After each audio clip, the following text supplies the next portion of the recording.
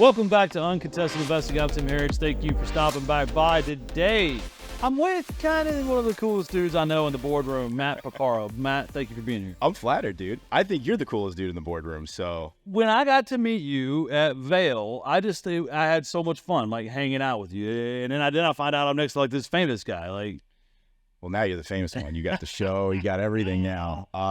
You're the famous one. But yeah, man, listen, it's been a pleasure. So you are episode 5 of an 8-week, really? Yeah. Very cool. Of an 8-week boardroom series. So your episode won't be out for 5 weeks from now. We're here in beautiful Austin, Texas. You said first time you've been here? First time. I'm going to make sure you get some barbecue. I will find a way. If it were up to me, I'd have every meal be barbecue. I'm like a barbecue fiend. I can take care of it for you. Okay. I know. Good. I bet you do. We're going to start sending text messages during the first break. Yep. All right. So let's start off. Just tell everyone a little bit about yourself. Sure. This is a hard question. This is probably the hardest question to ask. Yes, it is. We were talking before about the hardest question. Yeah. Who are we? Well, a little bit about myself. My name's Matt Porcaro, and I grew up, born and raised in New York, but grew up blue collar family. And really just from an early age was trying to find that way out of the rat race or out of the, typical way Americans see money, right? So tried and failed at a lot of different strategies with real estate investing. I got brought up in a blue collar family. My parents had their own business, their own construction business. So very volatile, right? It was, with the market, wherever the market was, we felt it. And we felt it in our house. Growing up, money was the root of all stresses and all emotions in the house. It's like if I knew my dad wasn't making money. Some families, like my wife's family growing up, she didn't know if they were rich, poor, indifferent. They didn't know. They just kept it completely aside. Growing up with me, it was a little more out there. So when you're a young kid, that affects you. Yeah. So, my parents telling me like, hey, listen, you want to get a 9-to-5 job, you want to go to school, you want to, what they said is you want a paycheck every week. That's what you want. You want a guaranteed paycheck every week. So I did the thing, man. And I wasn't a great student by any means, but I'm the type of person where I got pig-headed determination and I always get by at the skin of my teeth. Kind of like I was saying this morning, getting on the plane. Yeah. I'm always like late. I'm always pushing it, but I always make it, man. I always make it. So sure enough, went to school, in high school. In high school, it's funny, guidance counselor, it's like, oh, what do you want to do? I'm like, I want to do what makes the most money, really. And like, but I knew I wasn't going to be a doctor or a lawyer or anything like that because I wasn't smart, or at least I didn't feel that way. So she's like, yeah, you're pretty good at science. Why don't you try engineering? Engineering's the highest paid 4-year degree out there. And I was like, okay, what's the highest engineering you can get? It was like electrical, computer, and chemical. I was like, all right, electrical seems pretty cool. Went to school for electrical engineering, 4 years, got out, got a nice job in New York City right out of the gate. Even during, this was kind of right when that recession was picking up. So I was lucky to have a job, and I was probably there a week. And until I was like, man, this is just not what it's cracked up to be. The first thing that I remember was maybe the first or second day I was working there. And the guy next to me, I was like, he gave me a task, and I was doing some sort of estimating for construction. And he's like, all right, finish, do this. All right, you got to do this task. And, and I didn't get done with it. I was like 90% of the way there. And he's like, nah, it's fine. Come back tomorrow. We'll finish it tomorrow. I'm like, it's like weird. You don't like finish what you start. Like it's 4:00 hit, you're gone. Wait. So it was just like not how I was brought up. And it was so, fast forward, got into the whole, like, I was looking for something else. Still worked the 9-to-5, still have the W-2, everything like that. But I was just trying to find other ways to get into it. Tried everything you could think of. Read Rich Dad Poor Dad, which is like the red pill for a lot of people, especially a kid like me, growing up in blue collar, where money was like, family loved my parents to death. Not great with money. So, just like trying to unlearn some bad habits and stuff, habits that I still have. Right. But, got into looking into real estate and all these different things. But the long and short of it is, and who I am, what I am now, why I'm here is, I wanted to get into real estate investing, but in New York, like many places, the pricing was just crazy for a guy that's 25 years old, buying a fix and flip, they're knocking down houses for 500,000. They're buying houses for 500 grand, knocking them down, right? So I couldn't find my way to claw into this game. 25 years old, making maybe $60,000, $70,000 a year. I didn't have that money to go invest in everything. So I was trying a bunch of different vehicles, trying a bunch of different ways. Joined a local real estate mastermind, a local RIA group. And my journey, I was doing this for 4 years, wholesaling, trying all the things, just trying to crack my way into the game. And I was at this, I was at one of these events, and I took one of the head of the RIA group. Her name's Melissa. I brought her off to the side one day. I was like, listen, Melissa, like, I've been trying this thing for a while. I know I can do it. And again, like I said before, pig-headed determination. Like I want to find a way. I'm like, this guy could do it. I could figure out how to do it. I'm like, if you could do this all over again, like, what would you, like, I don't have a lot of money. Like, I got maybe 10 grand to my name. What would you do? Would you go all in on wholesaling? What would you do? Would you be a real estate agent? Like, thinking like whatever advice you could give me. And she's like, well, listen, I've never done it before, but there's this loan product out there called the FHA 203K loan. I was like, okay, what's that? I've never heard of it before, right? 4 years, right, of researching and books and everything. Said it's 203K loan. And I'm like, well, okay, what's that? And she's like, well, it's an owner occupant loan, meaning you have to live there. She's like, you have a house yet? I'm like, no, living with my parents. She's like, okay, perfect. So it's an owner occupant loan, and it's a personal loan, but it allows you to purchase fixer upper properties, and it's an FHA loan. FHA loans only require 3.5% down, opposed to 20%, 30% that I was seeing with hard money and all these guys, which 20, 30% in New York's 100 grand. I just was never could even sniff 100 grand. Right. So I was like, wow, that's wild. I've never even heard of that. And I'm like, you could buy fixer up, like you could buy foreclosures at the time, foreclosures were a little bigger. Yep. It's like, you could buy foreclosures with this? You buy fixed? Yeah. She's like, anything, because the whole point of the loan is you wrap the renovation cost into the mortgage. So it gives you the purchase price plus the renovation cost so that you can get into something. So for 3.5% down, you're getting all the money to buy, all the money to renovate. And you could basically look at this through the eyes of an investor and build equity very quickly on it. She said, so what you do is buy one of these fixer-upper properties, put the 3.5% down, which in this market, even you could do if you got 10 grand, it's probably around what you need to buy $350,000 property, right? And lo and behold, I went and researched it and tried to figure it out, and there was no information on it whatsoever. I was like, no wonder I've never heard of this before. Yeah.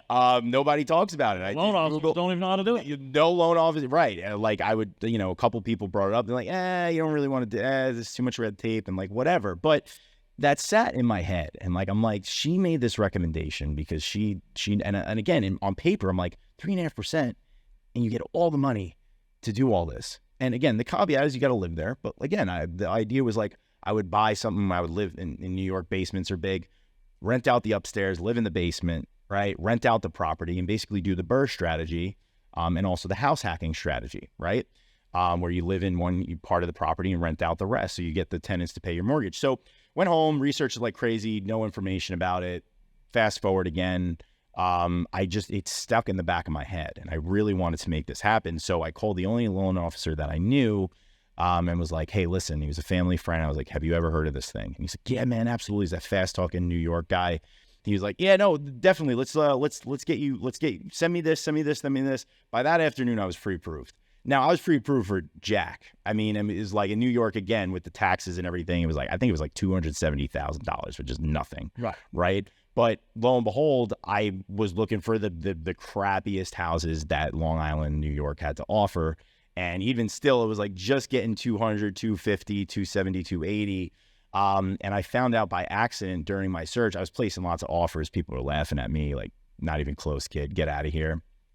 And I found out by accident, I was looking at one property and I was like, well, this is kind of in my price range, but I think it's a little too much for me. And I told the lender, and the lender did know this. And he said, it was 200, it was listed for like 300,000. And I was like, it's out of my price range. She's like, take a look at it. I'm like, I can't afford this. Even if I could, I wouldn't have the money to renovate. He said, well, no, one of the cool things about FHA loans is it allows you to buy up to a 4-unit property, as long as you're an owner occupant. So you can live in one unit, rent out the other units. So this one happened to be a legal 2-family. So it was literally a crack house, literally. And I think that's the only reason why I ended up landing it was it was in such shambles that nobody wanted to touch this thing with a 10-foot pole, but this was the only thing I literally could afford. And what was great was I wasn't approved for it. I got him down on the asking price. Being that it was sitting for so long, nobody else wanted to touch it. But, foreclosures, I love when people say like, oh, back then foreclosures, it was so easy. Dealing with banks is terrible. Absolutely terrible. I mean, they're just the most ruthless people. And they basically told me, put your earnest money down, and if you can't close on the deal, you lose it, period, from day one. And like there's no due diligence period. So I basically took a leap of faith, put my $9,500 down, and was like hoping for the best. And sure enough, what ended up happening was anyway, like because of the 2-family, I was able to forecast the future rental income of the other unit on my debt to income ratio. So what that allowed me to do was get approved for a higher loan amount than I would have if I just bought a single family property. So it's more rehab too. Yeah. So that is what gave me the $80,000 I needed to do the rehab. So to wrap it all up, I bought the property for $270,000, had an $80,000 renovation budget that was built into the loan. So I was all in for $350,000. My down payment out of pocket total was $9,500. I actually got a seller's concession. If people do the math quick, they'll say like, oh, 3.5% of 350 is like more closer to 12. No, I got a seller concession. So I actually technically put 2.7% down. Put 2.7% down on the property, locked it up, did the renovation, went through all the trials and tribulations of this thing, and ended up flipping it, finishing the rehab and reappraising it, and it reappraised for $480,000. So I built $130,000 in equity in 8 months with no experience, barely any money, and that ultimately was what put me on trajectory into real estate investing. I was able to live in the one unit briefly, moved out, and then got married with then fiance, now wife, and I still have that property. Cash flows me $2,000 net a month. And that was the foundation for this and everything that I do, which is teaching people how to do this strategy and how to leverage the 203K loan. What a cool story. I hope it wasn't too long and it wasn't too boring, but there's a lot behind it, right? You're the guest. Thank you. You always let your guest talk. Thank you. Well, I think the reason I like to tell that story is because I noticed that over time, as I told it, it resonates with a lot of people. It resonates with a lot of people that are people like myself that like knew there's more out there, knew they want to get into real estate investing. Get people that they work 9 to 5 jobs, but just looking to supplement their income. They don't want to depend on a single income. Right. I think that's the scariest thing you could do. I said, what's more risky than investing in real estate? Depending on one income. That's risky in this day and age, right? So some people just want to do that, but they feel like they don't have any options and they feel like they're priced out. So this was the way that, I call it the 203K way, because that was the way that I got into investing. That's cool. So the next segment is called the bottom line up front. All right. So the bluff, as I call it, is when I was in the Marine Corps, I used to brief generals, and the whole thing was you had to tell them the most important thing up front in case they had to get up and leave, right? So I want you to take 2 minutes, talk to the audience, tell them the most important things you're seeing in today's economy, things you think they should be focused on, things you think they should be avoiding, kind of the most important stuff that is on your mind today. Mm-hmm. We're going to give it to them up front. Absolutely. Ready? Let's do it. Go.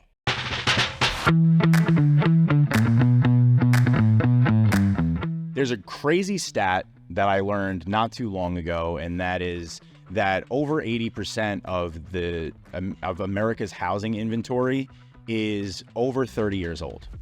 The housing inventory is old. So renovation is going to have to be a thing, right? Look at Europe. There's these properties, these buildings that are 400, 500, 600 years old. They didn't get that way they haven't been that way the whole time. They didn't stay that way. They've constantly been renovated and upkept. So the 203K loan and all these renovation loans in general are going to be necessary over the next couple of years in America. There's just not enough housing inventory out there. Everybody knows that. So where I think the market's going and everything, the trajectory, nobody really has a crystal ball. But one thing I do know is that we're not going to be able to keep building houses fast enough. So we have to learn how to work with the existing inventory in the market. One of the best ways to do this is by using renovation lending or hard money loans, whatever it is. You have to be a really, really savvy investor. I come from the construction background to build new homes.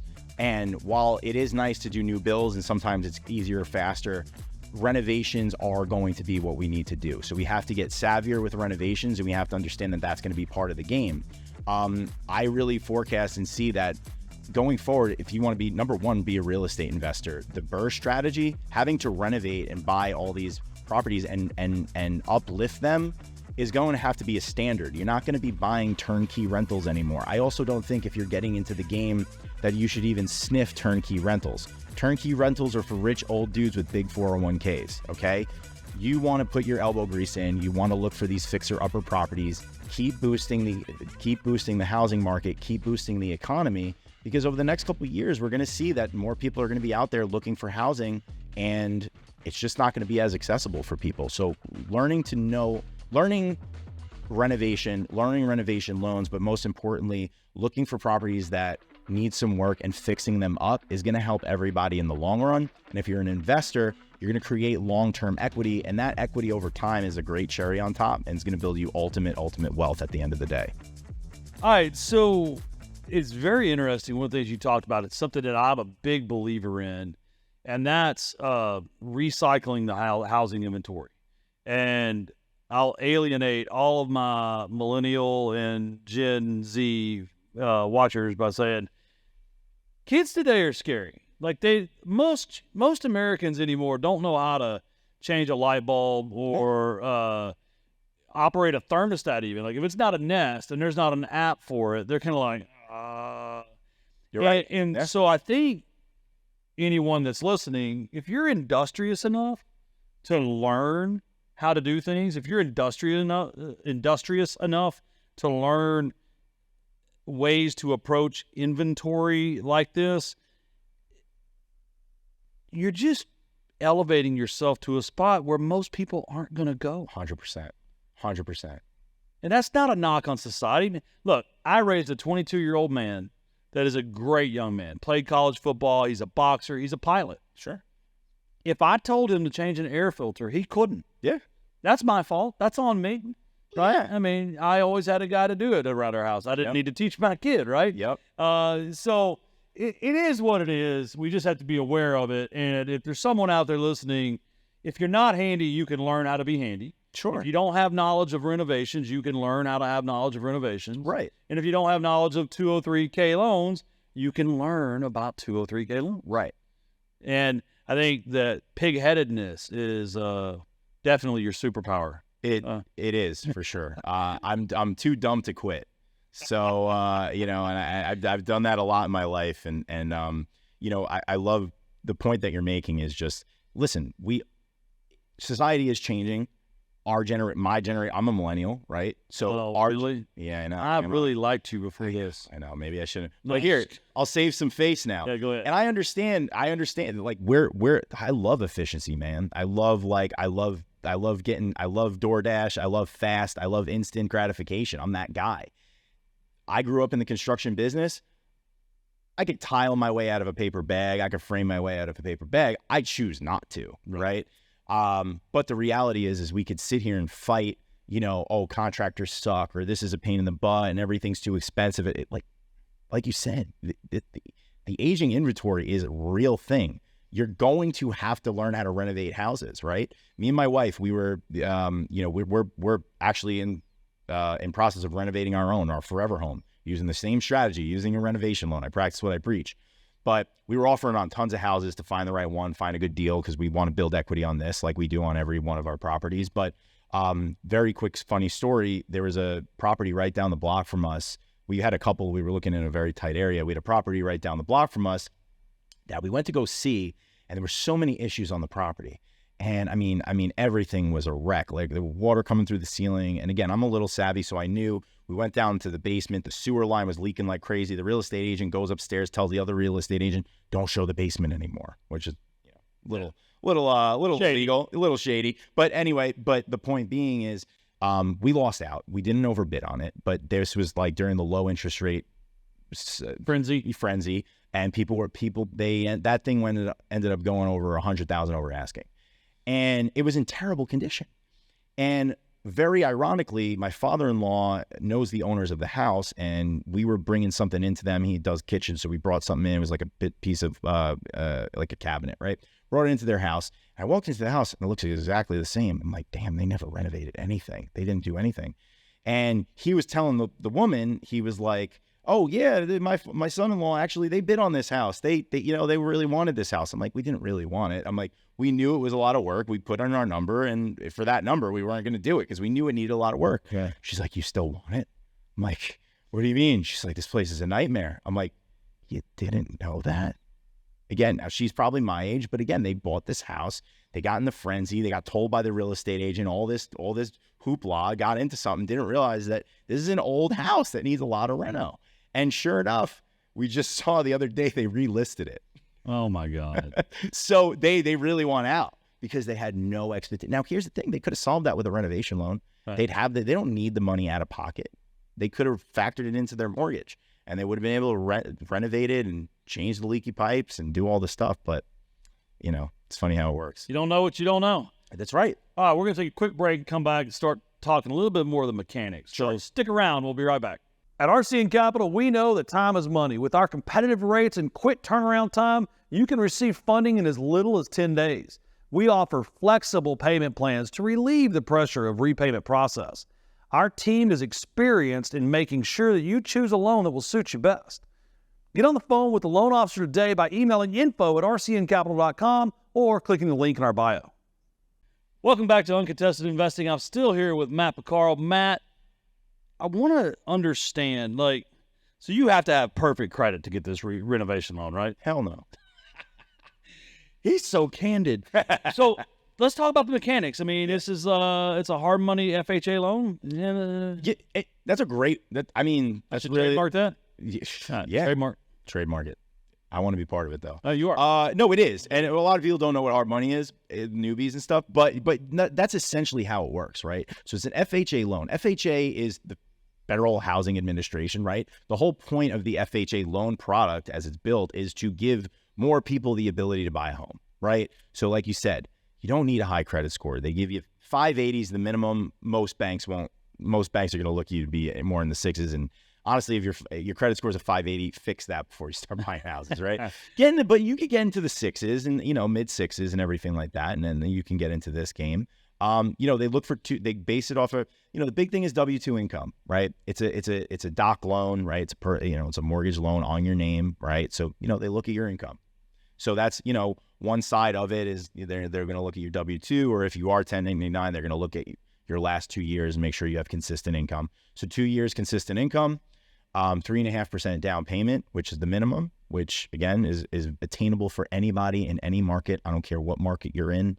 I have a guy that's in my group, in my community. He bought $1 million property for $35,000, and it's going to cash flow him, a couple $1,000s a month. But for $35,000, he controls $1 million plus asset, right?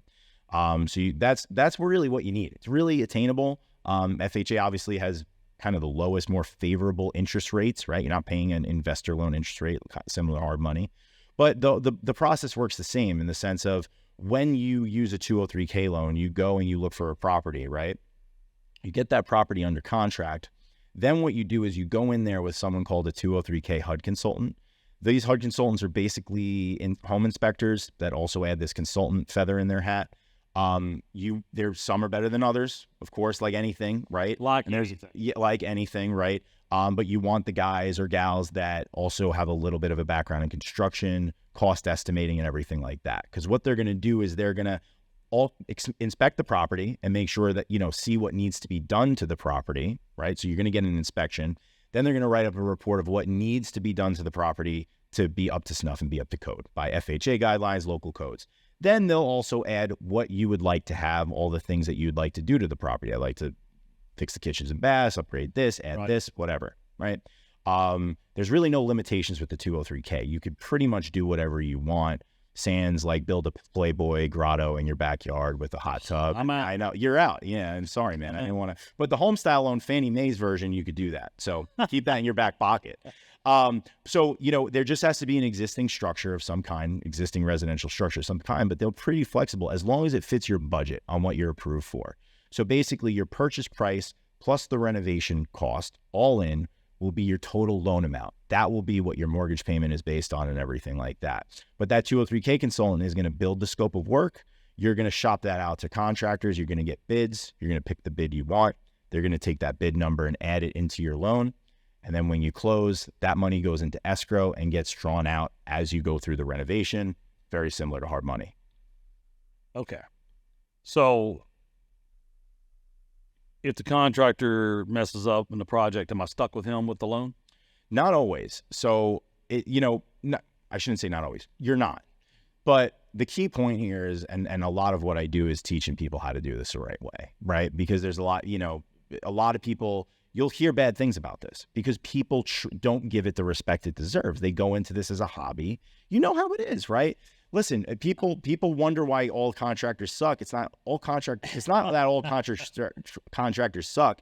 It's that all people go for the cheapest guy. Right. And they end up using the crappiest contractor and they try to save on the renovation and it ends up blowing in their face. Because the problem is, again, I come from the construction background. You always got to shop around. You got to get 3 bids. I'm doing it on my own house right now. We've had subcontractors in my family for years. I'm still getting competitive bids because I want to keep everybody honest. Right. But the point being is you want to make sure that you have, you're paying market rate for whatever's happening.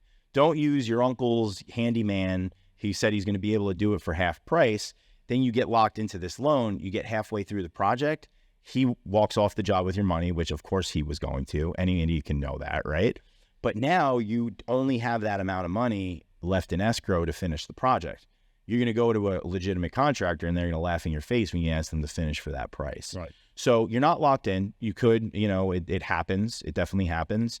That's why it's so important to really make sure that you run your numbers correctly and that you actually pay market, right? Don't try to save money on the rehab. I think it's very important that people understand that, and I've been saying this a lot lately, there's good, fast, and cheap. Yes.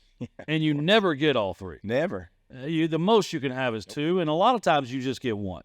Pretty much. You might get cheap, and especially the contract. or fast. Yep, especially right? the contract. Well, it's not even contract. Oh, it's everything. Yeah, you're right. But especially with contracting. Yeah.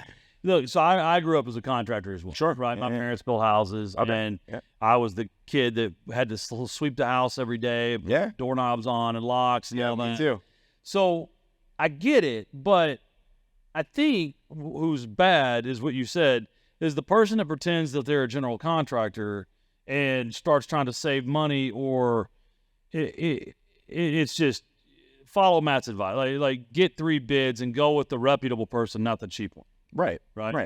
What about the interest rate? Is that locked before I close, or does it float until after I'm done with the rehab? Oh, no. Yeah, that's a great question. No one's really ever... I'm pretty good at it. I know. Finance questions. That's a great question. No, you lock when you close. Yeah. Okay. So me and my wife, we're using our renovation loan right now. We locked at 5, which is we thought was high at the time. but no, we're a year in. We're doing a crazy amount of work. We're in New York where everything's a pain in the butt. We just got our zoning approval. Don't do dormers in New York, everyone listening. But no, this is our forever home. A little different situation. Yeah. We're doing the home style loan, and we locked at 5, and we're a year out, and we still pay that 5%. Well, you're 30% cheaper than today's rate. Yes, we're doing all right. What? Let's talk about your turning point. Mm-hmm. So here you are. You're a young guy. You're an electrical engineer. You've got a job. Your parents are proud.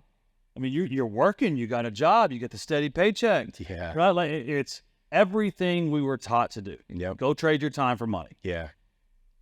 When did you go full bore at real estate investing and not being an engineer? Like, what was the turning point? What did something finally click? Was there an event? What made you do what you did? Yeah, it's funny because I've always had the engineering in the background. I still do. Okay, and that's been, we talk about it all the time. It's almost like, it's like the poison that keeps you back from your dreams at some point. And in New York, it's important to have a lot of different income streams, right? So to be honest, I still have it, but real estate, yes, is my full-time thing. But I just like to tell people in New York, you got to cut a lot of wood. So I have multiple full-time gigs, multiple businesses, multiple companies, right?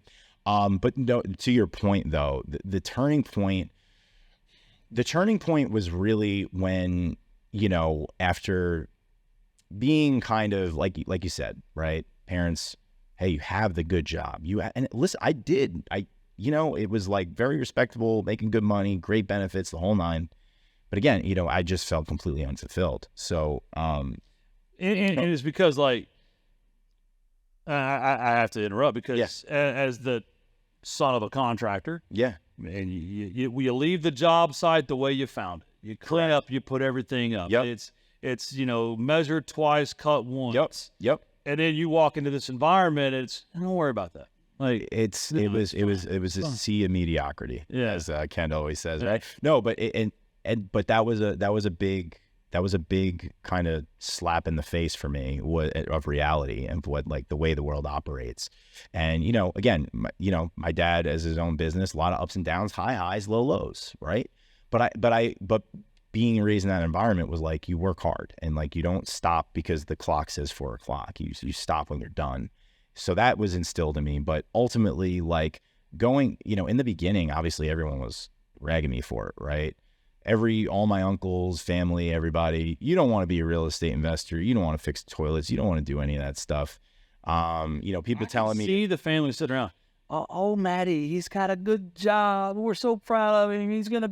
He's working in the city, verbatim. And then I'm going to give that up was probably not popular. Yeah, no, not at all. We had, I can remember vividly a fight I had with my family on my brother's birthday at a sushi restaurant. I stormed out with no jacket. It was New York in February. I was freezing. My took us off. Called my wife, had her pick me up because I was so cold, because I refused to go back in to get my jacket because I had this, because they were basically sitting there telling me, you have everything. Why are you sinking all your time and extra income and money, like all your disposable income, into this real estate nonsense and blah, blah, blah, right?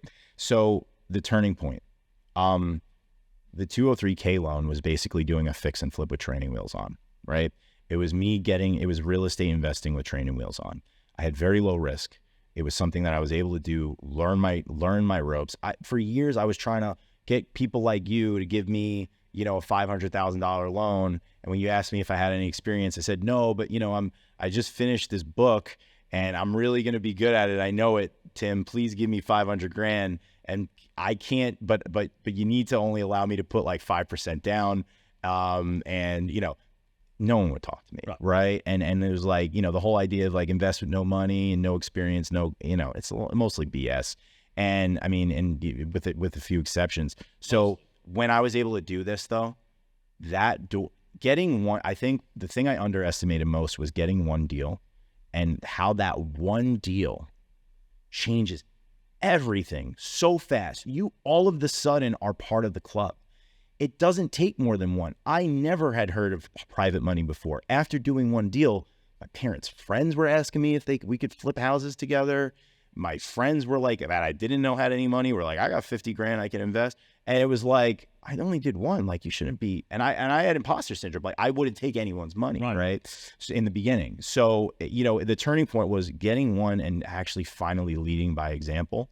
And one of the things I mentioned before, right, like the family members and the friends and stuff, you don't want to be a landlord. You don't want to fix toilets. You don't want to do all this stuff. What was the one thing they all had in common? They're tenants. No, well, none of them owned any property. Oh, yeah, it's tenants. People love giving free advice, and it's worth what it costs, right? So it's but once I did that, now being a dad, with 2 young kids, I realized how you don't really realize it until you have kids. How leading by example and leading by your action, you could tell your kid not to do something until you're blue in the face, but until they see you do it, they're going to do it when you do it, or they're going to do it. If you tell them, work out, go to the gym, do all this stuff, and you're on your butt eating all day or whatever, like whatever it is, right? You tell them to do your chores, you don't do anything around the house, right? You tell them to wake up early, you don't wake up early, right? So that was the thing where it's like, when I finally did the real estate thing, and people like all of a sudden went from, oh, you can't do that, to, oh, I want to be part of this. And that was the turning point for me, is when I actually did the first one, and the momentum that came from that and the confidence that comes from that as well. And it was really from there I started flipping houses with my dad. Unfortunately, then COVID hit, and that changed everything for me. Yeah. Just the market, I depended on foreclosures, the whole nine, but then that's when the 203K way took off, and that's really been the main thing ever since. All right, so we're going to take a break, come back and talk about that. Yeah. But I do want to echo one thing real quick. Brady McDonald was last week's episode, and he talked about when he started getting in shape, how much his kids started following. Yep. Right? Because, like you said, I can sit there and tell my kid, you shouldn't drink beer. Dude, I mean, and he's laughing right now because he's seen how much beer I drink. That's right. That's right. If I'm trying to tell my son, hey, you shouldn't drink beer, but I'm drinking beer in front of him, but he's going to drink beer. Right. Maybe not when he's 13 because he's still afraid I'll kill him. Yeah. Right. But eventually. So I love that you just echoed exactly what Brady was talking about last week. So absolutely. Stick around. We'll be right back. REI Inc. is a monthly business publication for real estate investors, covering all types of real estate investments and strategies. It is the most comprehensive real estate investment publication on the market. All of the articles are written by the top leaders in the industry, so investors are assured of always getting the best information possible. Each month, REI Inc. also profiles the top companies in the industry and provides insights and data into key regional markets. Along with their sister platforms, the REI Referral Network and Highest Invest, real estate investors have exclusive access to off-market investment opportunities and national acquisition and disposition initiatives. To learn more, visit www.rei-inc.com, where you can also access the REI Referral Network. Also, be sure and visit www.highest-and-best.com to view the latest exclusive off-market assets with near immediate acceptance decisions and closing strategies. You can also email marketing@rei-referralnetwork.com to request more information. Welcome back to Uncontested Investing. I'm Tim Harris. I'm supposed to do the money minute right now, but I'm going to turn it over and talk about. So, right at the end, you said that's what led to the 203K way. Yep. And I didn't really give you a chance to finish that thought. What is the 203K way? So the 203K way is a community that I started, which is really just answering all the questions that I wish I had the answers to when I did my 203K loan. Community like a neighborhood or so online community okay, and education and everything like that. So really, I was sitting on the couch one night with my wife, and during COVID, you said. This was a little bit before. Okay. So, but COVID's where it took off. I keep interrupting you, but I'm no. I love good questions, right? You give me lots of good questions. So, sitting on the couch with my wife, and I, up until that point, I was active on Bigger Pockets. Familiar with Bigger Pockets online real estate investing forum. Yeah, and I was seeing there's a lot of questions about 203K loans. Brendan Turner writes in one of his books, the No Low Money Down Real Estate Investing Strategies. He mentions the 203K loan super briefly, makes it sound really good. Love you, Brendan, but he also says some things that are not really legitimate, not legitimate, not accurate. Thank you. Not accurate.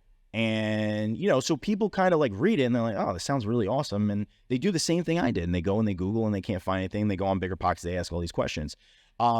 And I would go on Bigger Pockets, and the problem with it too, with Bigger Pockets, I'm not knocking it again, it's a great community, but the problem with it was you have a lot of people on these forums that have a lot of opinions on things they know absolutely nothing about and have zero experience in doing. We got to put that on loop, because that's not just the forums. It's not just social media. It's like my uncle, my uncle's in my, This industry, for some reason, people will go to a seminar, hear something, and then begin repeating it from the mountaintop as if it is the gospel. I don't understand it. It's the internet. It's the society is more educated than ever, but they're less experienced than ever. Yeah. If you think about that, everyone's educated on everything. Everyone could read. We see it every time there's an election. Everyone's all of a sudden, an expert at every single. They're an expert in medical, war, foreign policy, socioeconomics, right? And it's because they read an article online, right? But they read a headline online. You're good. Yes, they don't even read the article. They read the headline, right? And real estate investing is no different. And it's everything these days, right? Because people go, they educate, YouTube University, as I always call it, right? And you just educate. And then they go and they love to spew because people love talking, right? People love to sound important. So on Bigger Pockets, I constantly was having these people that were saying the wrong things. And I was trying to be the guy from the mountaintops, actually from the mountaintops with true experience, doing it myself. And then also had helping other like friends and family do it. Because again, the leading by example. Once I did it, I had friends do it, cousins do it, family do it. So what ended up happening was I would be giving all these people this information, especially through the eyes of a real estate investor, right? Because, you know, you could use a 203K to renovate your kitchens and baths and live happily ever after. But my strategy is to do it, to leverage it to be a real estate investor long-term, right? Leverage it as in kind of put a rocket on your back and launch you into the game, right? So I was just answering question after question. It's like the same thing over and over again. People DMing me, hey, it's the same question. And I was just sitting on the couch with my wife. I'm like, hey, do you think if I created an Instagram account, like started posting about this stuff, people would read it? She's like, probably not, but go for it. Yeah. No, she didn't say that. She was like, yeah, go for it. Right. So I literally started an Instagram account. The 203K way came into my head. I don't know why. I am the least creative person on the planet. I'm an electrical engineer by trade. I don't have a creative bone in my body. We're renovating our house right now. And me and my wife's even worse. I mean, she's just like, engineers should not rehab houses, just so you know. Literally, our flips were like not pretty. They got the job done. But Dad was telling you to get out of his way. Yeah, pretty much. Yeah. But no, so I started posting this stuff online, and sure enough, it really just blew up because I realized that there was a need for it, and everyone that searched 203Ks ended up finding my stuff. Lo and behold, I call the 203K way a community because it is. You know, I have a Facebook group. You know, I have my own personal students and people that I mentor and coach through this entire process, and really just built this Instagram account to just answer all those questions about this so that people can use this as their way to get into the game, right? I know what it's like. Like, I don't cater to the person that has, again, the rich guy with a big 401k. It's a different market. I cater to the people that are looking to get into the game. They have a little money. They don't have a lot of money. They have a little money. They want to buy a house. They want to make a good financial decision. They want a house hack. They want to get their first house and have that first house be the vehicle, build equity, build cash flow, be the vehicle that'll slowly build them a portfolio, which you and I know is the real game, right? Absolutely. It's a slow, long game. You know, we just came out of the crypto craziness and NFTs and all that BS, and we saw as fast as these crypto bros made their money, it was as fast as it all went. I knew we were in trouble when my unemployed 19-year-old nephew was teaching me about investing at 4th of July in 2021. And I'm sure I just remember thinking like, about it, right? I'm like, all right, bro, like, awesome. And they're like, trust me, it's the future, man. We all see how that's doing, right? So I got to stop you. The money minute was supposed to be like 5 minutes ago. I'm 60 seconds. Now you're a New Yorker. I'm getting used to it. Used to talking. 60 seconds. Imagine there's an entrepreneur out there or investor that they're not going to get any more advice for the next 30 days. This is it. This is all they get to hear. The only advice. Okay. It's got to be your best stuff. 60 seconds. Go.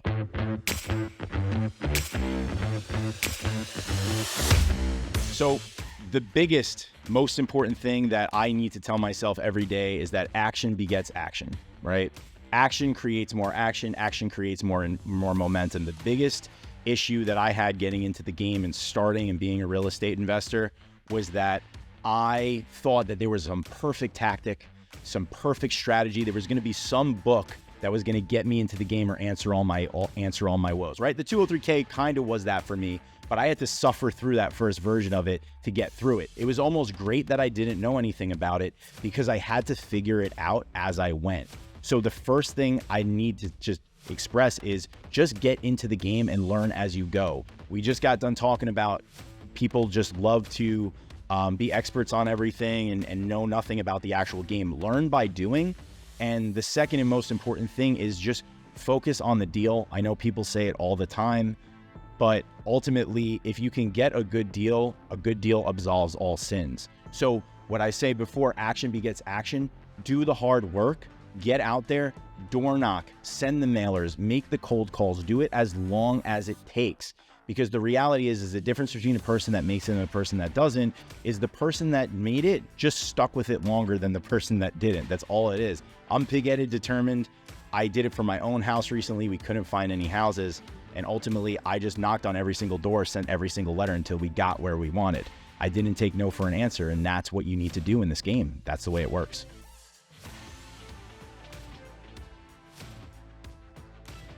So one thing that I wanted to say earlier was actually a question. So we were talking, when you first were going to get into this real estate thing, the family, the cousins, the uncles, the brothers, the sisters, the moms, the dads are don't do it. Then you do it. Then the dad's working with you and the uncles and cousins and aunts are asking you to help them. Instead of me bragging for you, how many people in your family have you helped buy a house that you don't think ever would have bought a house? I mean, at least 2. That's amazing. Yeah. Like, I mean, And close friends, most importantly, I think, for me. it Right. changes trajectories of families, like finding ways to own assets. Here's the thing. One thing I learned, and I'm not a flipping guru. I'm not a real estate investing guru. I don't have tons of rental properties. It's not my shtick. Okay. I come here to Boardroom. I hang out with guys like you. You guys are,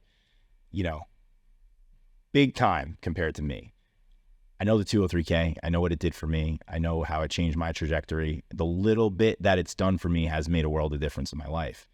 The coolest thing about doing all of this, and the cooler thing than flipping a house, is helping someone else do it and seeing how it changes their trajectory and changes their life, especially when they're coming. Because it's one thing if you help a rich guy flip a house, they got so much money, like, they make 20 grand, they're happy. It's like almost like gambling for them, right? It's different when like this person's waited, this person saved. I've had it.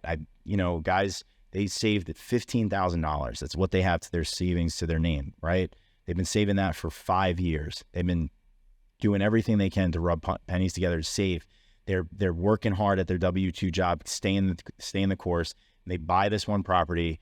They make $150,000 in equity on it, and now they no longer have a mortgage payment because they're house hacking. They're renting out the other unit, living for free. That's cool. That's really fun. Flipping houses is definitely fun. Buying rentals is fun. Seeing someone else that felt like they didn't have a chance in this game, and knowing that I helped them get into the game, following the strategy and doing it the same way I did, that's the winner, man. Absolutely. That's the cool thing. Absolutely. That's why I do it. Really, it is. That's freaking great. Yeah, man. And that's how we're going to end. So if someone wants to if they're listening to this and like, oh my gosh, how do they get a hold of me? Instagram, right? So like I said, Instagram is at the 203K way, at the 203K way. That's where it all started. Trying to get better, trying to grow up and be like you, have my video content and stuff like that. But Instagram is where it's at for me. Says the man with 10 times, 20, yeah. 100 times more followers. Yeah, it's just followers, man. But no, you start with that. In there, you'll also have links to everything else. I have a private Facebook group. I call it private, but anyone could join. Facebook groups, that's the community aspect. I do free trainings in there all the time. And trying to grow, like I said, grow up, make more long-term video content on YouTube. That's been a grind, but I'm really working hard to put good content out there. Again, answering every 203K question I can so that people don't feel discouraged when they do look it up. Again, to end it off is, if you're watching this, you never heard of it before, and you're going to go out, you're going to think this is really cool. You go out there, you start asking agents, lenders about it. I guarantee they will start turning you down. They will. Why? Because it's a pain in the butt for them. It's not for you. For you, it's awesome. For them, it's not. So don't let them steer you or gaslight you into thinking that this isn't something that's really good. It's extremely powerful. It's worth the work you put in. And it changed my life, and I hope it does for other people. Absolutely, man. That's great advice, and this was a great episode. Thank you for being here. Thanks for bringing me on, man. Now we get to go explore Austin. Let's get barbecue. All right. So that's it for this week. Thank you guys for stopping back by. Remember, your network is your net worth, and today you've been growing both. We'll see you next week.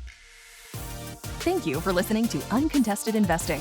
Questions about today's episode or the podcast? Email podcast@rcncapital.com and make sure to follow REI Inc. magazine on LinkedIn and Facebook, and RCN Capital on Instagram, LinkedIn, and Facebook. See you all next time.